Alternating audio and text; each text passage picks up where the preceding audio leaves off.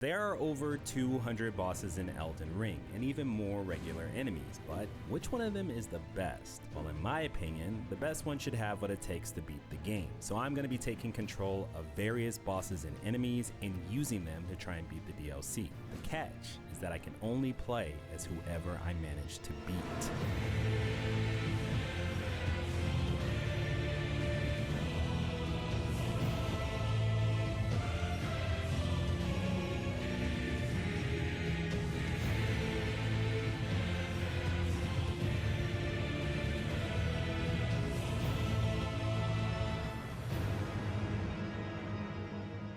Welcome to what I'm officially calling the Relay Run. My current goal is simple. I'm starting off as a base level Tarnished, and I gotta beat an enemy or boss before I can become it. Obviously for my first kill I have to play as a Tarnished, but the strategy is to find the biggest, baddest guy I can beat, and then use him to find the next biggest, baddest guy I can beat, until the rest of the game is easy peasy, lemon squeezy. This guy is an absolute menace. He tells his parents when it's bedtime. For my second attempt, I rematched him on Torrent because the speed difference on foot was just way too much to keep up with. The damage is terrible, but this might be my only option. Yeah, it's gonna take a while. If only I had something to shamelessly plug during this segment of the video, like a merch drop or t-shirt or something. After looping the Curseblade into oblivion, I Naruto run through the lands between because everyone knows this is faster than normal running. Instead of Area 51 though, my destination is Bellerot. Now that I finally unlocked this guy, we need to hit up the tower to unlock the next boss. It's not going to be easy, but I think becoming the Divine Beast is my best shot at beating Ralva. Reason why is because he's got some really good magic defense, and yeah, he's a little weak to fire, but there is a pool of water in her arena, which should help us out defensively. This could go either way though. If things don't work out, I do have a backup plan, and I'll tell you what that is if we manage to lose. This thing is probably so confused right now. He's like, no, I thought you were on my team. When did this guy get so much poise? Further inside, I find myself caught in an ambush, and that's when my weaknesses became apparent. Not only is the Curseblade hard to control, but he also has the defenses of a wet paper towel. He does have this move though, which can help address his weakness, but it is arguably the worst incantation in the game, at least for a Tarnished. As an enemy, darkness is pretty clutch. And using it, I'm able to make my way through the rooftops where I skillfully avoid getting hawk-twawed by this bird. Please don't click off the video. Going into this fight, I was really worried about our damage. My speed helps me avoid the breath attack, but without iframes, we're a sitting duck against the body slam. In a desperate attempt to get a bleed proc, I go toe-to-toe with the lion and quickly discover why this was a bad idea. Wow, I literally have no poise. Look like a Gmod ragdoll. That fight was so one-sided that I didn't even bother going in for a rematch. And it was pretty clear that I needed a new plan altogether. Aside from being a little more tanky, the Horned Warrior hits like a truck. After beating him, I test out his moveset and stumble upon this attack. Oh, this thing has homing properties. Like a heat-seeking missile. In our rematch against the Dancing Lion, I put this move to the test, and it fails. The damage is so bad and the attack is just super slow. Additionally, our poise isn't nearly as good as I thought it was, and every other hit seems to break our stance. All things considered though, our two-handed attacks are nothing to scoff at, and while we did lose this fight in the end, I think we've earned ourselves a rematch. For the next one, I avoid using the homing attack and decide to focus on combos instead. If I attack at just the right time, then I'm able to get under him, and staying towards the back helps me avoid any follow-ups. Eventually, my new strategy rewards me with a stance break, and suddenly this fight just got a lot more interesting. Unfortunately, I can't riposte as an enemy, so we just have to take the extra damage here, but in most cases, this is the better option anyway. The Dancing Lion is winning the war of attrition. After falling back a bit, I check the weather forecast and find that it's getting a little stormy. The Souls player in me wants to keep trying, but the realist takes over. I end up leaving the tower temporarily and hatch a new plan. I need to find an enemy with solid defenses who also packs enough of a punch to do some real damage. I just did some brainstorming and I know exactly who I want. Pretty sure the Divine Warrior can beat him too. The homing attack finally finds its home here. Doing so hurls the Black Knight into the air, and as I cower in the corner, maintain a safe distance, I'm able to defeat him and unlock a new playable character.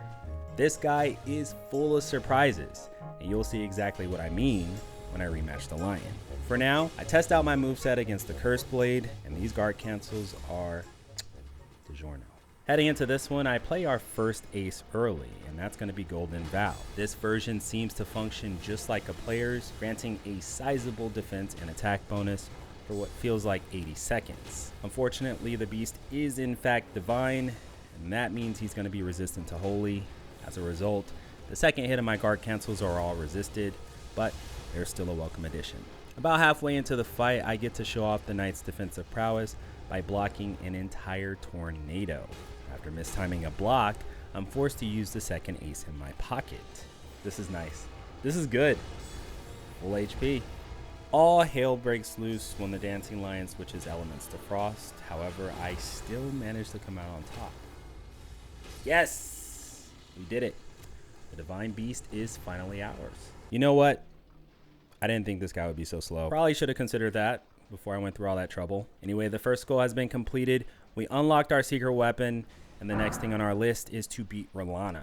Before we challenge her, though, we got to make it through Castle Insis. Now that I'm actually playing as a Dancing Lion, though, I realize this fight might be a little bit more dangerous than I thought. As it turns out, two guys in a trench coat can get a lot done. Versus the giant outside, I whip up a tornado that would make FEMA proud and then storm the castle.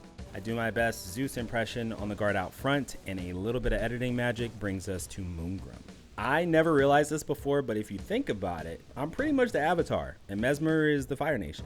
Wait, I gotta be careful here. God damn it. At times like this, playing as a Tarnished, not so bad. Hello? Okay, let's take on Ralva. Wait a minute! Was that always there? I mean, I knew these two were cool, but really? This video is sponsored by Display. In just 20 seconds, you too could be like Ralva and hang a poster of your favorite impaler on your bedroom wall. If Messmer isn't your cup of tea, then Display also has a massive library of over 2 million artworks to choose from. So if you wanted Vati's Convergence poster or my personal favorite, his Guardians of Moonlight poster, then you can get them printed on high quality metal and hang them on your wall easily using nothing more than the tool-free magnet kit that comes in the box. If you want to splurge a bit, then Display also has a brand new product called Textra, which really pushes the boundaries of what a metal poster can be by donning prints with new textures, 3D contours, and never before seen matte and gloss finishes. For a limited time, you can get up to 33% off using my link in the description below. Thanks again to Display for sponsoring this video. This fight is the perfect example of why I unlocked the Dancing Lion. My tornadoes are very effective at chipping Ralva down, and because they hit so many times, her stance was perpetually broken. Capitalizing on her weakness, I shift over to lightning attacks since Ralva hates that element. And at around 50%, she imbues her left sword with Messmer's flame. I jump back in the water to be on the safer side, and this will also give me a 10% boost to my lightning attacks. Keeping my distance will encourage Ralva to use more magic attacks, which we do want to see because our defense is so high. And when her HP finally hits the 30% mark, I try to dodge the twin moon attack by jumping in the air, and while I still end up getting hit, I'm able to score a stance break. One more hit. Yes! Ralva's down. Alright guys, we are right outside Castle Insis. 4 enemies down, and I'm feeling really good. I thought about switching over to Ralva, but I don't know, I'm kind of enjoying my time as a Dancing Lion right now. With that said though, we are still really slow, and our next goal is Messmer, who's kind of far away. So before we go there, I'm going to try and unlock one of my favorite enemies in the game. This is a boss you don't really see too often, but it's super quick, and it's an absolute beast. You guys are in for a treat. After taking a brief detour to demolish a nearby camp, get a little too carried away, and the Furnace Golem reminds us who's boss. East of the Golem is a tiny forest, and residing in it is a reskin of one of the most terrifying enemies in the game. Ralva is a completely optional fight, and for that reason, you might not be too familiar with it. This boss has a whopping 29,000 HP, but unlike its predecessors, it has a few more tricks up its furry sleeve. The biggest thing to look out for are its shockwaves. However, we also have some shockwaves of our own, only mine do 10% more thanks to the pond we're standing in. All right, so we're bear maxing at the moment. Look at this guy, look at him go. He's so fast. I'm loving this earthquake right now. Really good crowd control. Most of the upcoming fights are going to be regular enemies, so this should come in handy. While the speed is nice, there is one thing I'm worried about right now, and it's navigating the rooftops of Shadow Keep. I don't know if you guys noticed, but I'm a bear, so it might be a little awkward. I guess we'll see how it goes. Bears beats Battlestar Galactica. Halfway to Shadow Keep, and I realized I haven't done a giveaway in a while. Tell me what you guys thought of that Night Rain trailer, and I'll randomly pick 2 comments to send $50 to. I'm excited because I love roguelikes and co-op games, so it's honestly a dream come true. Best believe I'm going to be streaming that, AC Streaming Arc 2025. But yeah, let me know what you guys think of Night Rain. I'm going to read and heart the first 500 comments, so don't say anything weird, okay? And we have arrived. Moment of truth. Okay. I take it slow here so I don't fall off. All right, guys, this might be the end of the line for the bear. You could say that we barely fit on this rooftop. Sorry. Introducing the Fire Sage. This guy's a little bit bigger than the average player, but he should still fit through all of these doorways. You know, this guy probably doesn't have what it takes to beat Messmer, but there is an enemy in here who does. Can you guess who it is? Just gonna kill this imposter real quick. Oh, I need to find a grace. Yeah, let's get out of here. I always get lost down here. Is this the longest elevator in the game? It's got to be up there, right? I love this attack. Hate when they use it against me, but it's nice to be on the other side for once. Finally, a grace. Let's go ahead and rest up. There's an enemy up here that might be a little hard to get around. I'm going to see if we can beat him. We got to get through this maze first, though. I swear, there's always at least one swamp and one book section in these games. Okay, remember that enemy I told you about earlier? It's actually me. Ouch. That's not good. See if we can find him up close. Yeah, no. Not gonna lie, I forgot we had this move.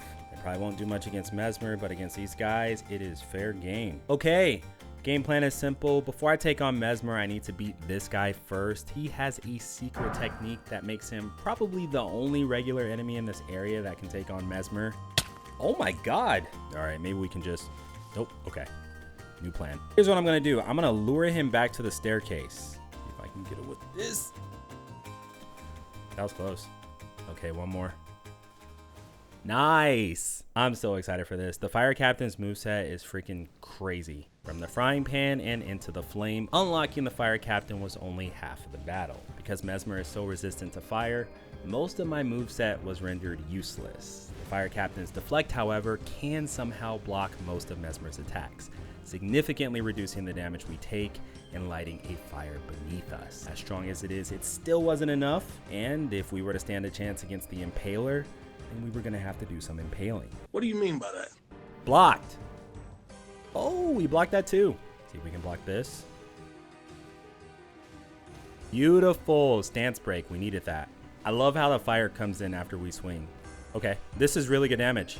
He's gonna go phase 2 soon. I don't know if we can block this, so I'm just gonna run away. Pretty much even. I'm one shot. Oh my god, dude, my heart is racing right now. That was really close. We are almost out of Shadow Keep. 7 enemies in right now, but we're not out of the woods yet. I could theoretically take on Romina as Messmer right now. She's pretty weak to fire, and I'd probably win. But I do want to show you guys some different enemies that you probably haven't seen before. There is a sleeper boss in this area that I think you'll all enjoy. Let me see if I can beat it. First, I'm going to kill this guy, though. Treason. Unacceptable. I feel like Messmer could probably outrun Ralva. What do you guys think? All right, ladies. Messmer or the bear? Okay, we're finally in Ancient Ruins. Should be a straight shot to the boss we're looking for. Not really worried about too much around here. Can I survive this drop? Meet Devonia, one of my favorite additions to the DLC and a sleeper boss for most. This Crucible Knight is completely optional, and I actually missed it on my first playthrough. Strangely, this boss beat me more times than Messmer did, and you'll understand why as soon as I unlock them. I'm a huge fan of hammers in these games, and this boss's weapon feels like a spiritual successor to Leto's hammer, you know, the Silver Knight from Dark Souls 3. Because of it, I'm pretty sure Devonia is the only Crucible Knight who can't be parried. There it is. Devonia is ours. Can't wait to use this. We have now entered phase 2 of the plan. Phase 2 or 3? I think it's phase 2. I'm going to try and use Devonia to take out Romina, but I probably won't use her in a near Ilum just because she's so big. I also don't think Romina really has what it takes to deal with the gang squad, but Devonia's AoE could be another story. All right, guys. We're almost to Romina, still getting used to Devonia's moveset. Before I take on Romina, I do want to get a little bit more familiar with her first, so I'm going to take out this Timu Knight real quick. Oh, these stance breaks are crazy. Yeah, Romina's done. That hammer's going to rip right through her. Her poise is on the lower side. It's actually lower than Messmer's, but the same as ours. I really thought it'd be higher because of how big she is, but I guess size doesn't matter. good news for all you guys at home. This fight was a lot better than I expected. I started off horsing around a little bit, and the hyper armor from that attack led into some pretty easy stance breaks. I try to show off the spinning hammer attack, but the windup is just way too long, so she ends up getting away, but that's okay because I just broke her stance again. While she's recovering, I take the opportunity to stomp her over and over again.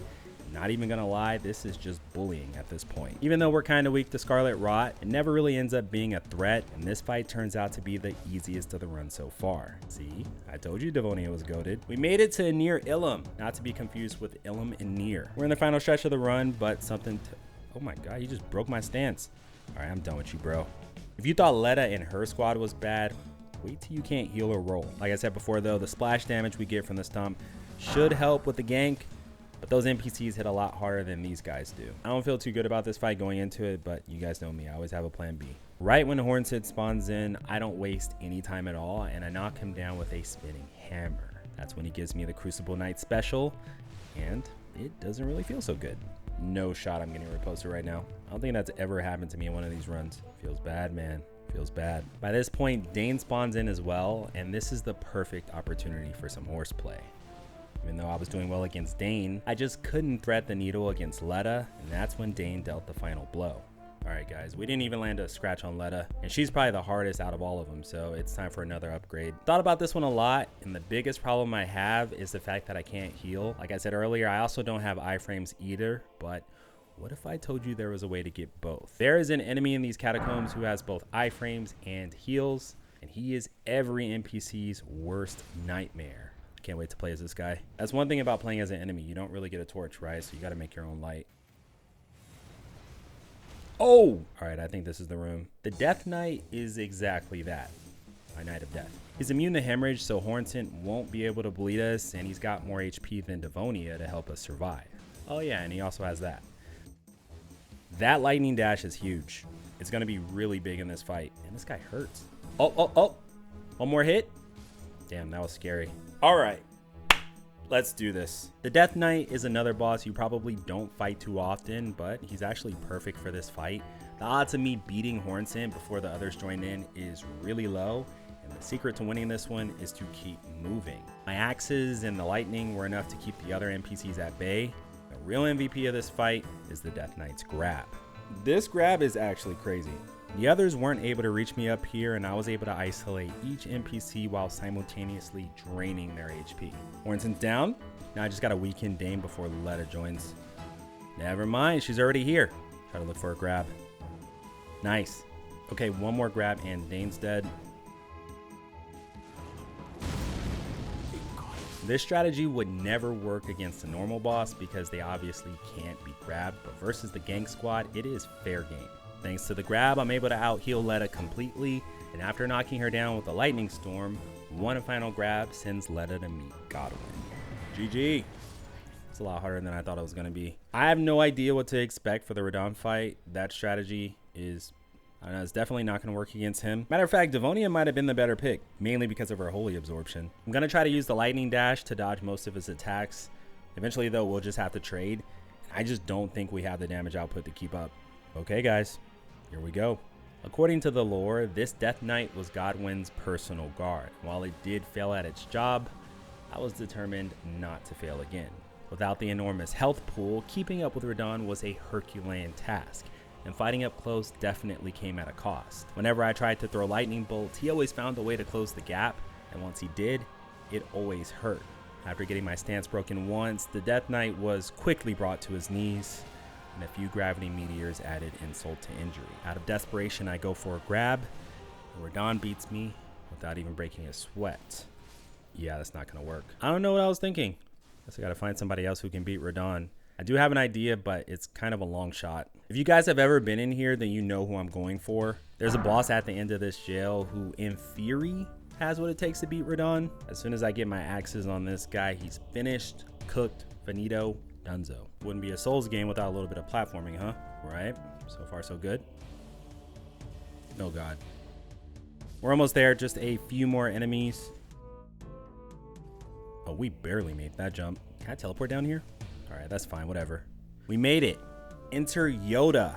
the demi-human swordmaster. While he might not seem like much, this boss is actually insane.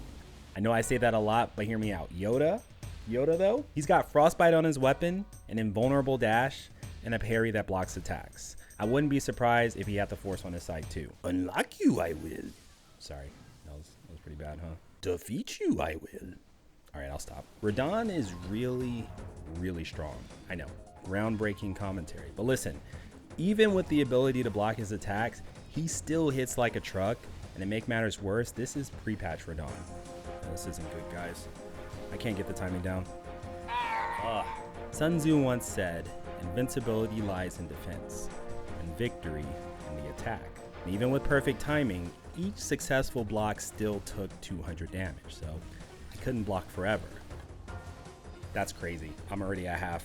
After these, I'm gonna go back in. Blocked? Shit. Oh my god. Like I said, it was a long shot. I'm honestly surprised though. I thought we'd do a lot worse. Pre-patch Radahn is a beast, so it only makes sense that I gotta use a beast of my own. Before I can challenge this boss though, we do need to do a little bit of side questing. Yes, I am a fighter. I'm gonna go ahead and ring this bell and then it's off to the next objective. Second bell has been rung. Rung. I don't know how many attempts this is gonna take, but I do know that there is no try. All right, that's the last one. This might be the most cinematic fight I've ever had. Initially, after losing to Radahn, I was worried that I wouldn't get the chance to show off Yoda, but this fight completely changed that. Metyr isn't nearly as fast as Radahn, so I was able to run circles around her. A teleport lets me dodge her Beyblade, and I'm able to punish her attacks with a quick combo. After repositioning a bit, I managed to break her stance, but my follow-up just isn't enough to beat her. When I go back in to try and finish the job, Metyr goes nuclear. So close. My second attempt was just as insane, and about halfway through this fight, I managed to avoid getting fingered. Wait, what? A few moments later, I got my stance broken, and that's when I realized she'd been frostbitten. To capitalize on her 20% defense reduction, I go all in, but before I can deliver the final blow, she goes for a desperation move.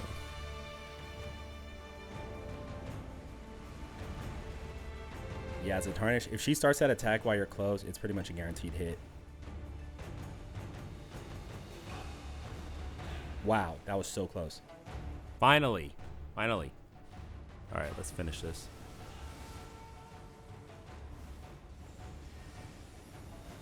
With a nuclear bomb in her arsenal, Metyr is the mother of all bosses. Going into this fight, I knew I had everything I needed to come out on top, but the true test was surviving long enough to pull it off. With virtually the same HP as Radahn and identical holy absorption, I was able to take anything he threw at me. Combining this with Radahn's lack of iframes and the multiple hitboxes on our attacks, I had the perfect recipe for a stance break. In phase 2, Radahn goes for his pillars, and I respond with a nuke. After landing on him, I use the Beyblade, and eventually he goes for the Metyr. With this attack, I'm able to float right over the shockwave, and with only 25% of my health remaining, Metyr's finger crawl snatches victory from the jaws of defeat. Yes, there it is. Let's go. Thanks for watching, guys. If you enjoyed this video, then do me a favor and watch this one next because YouTube thinks you'll really enjoy it.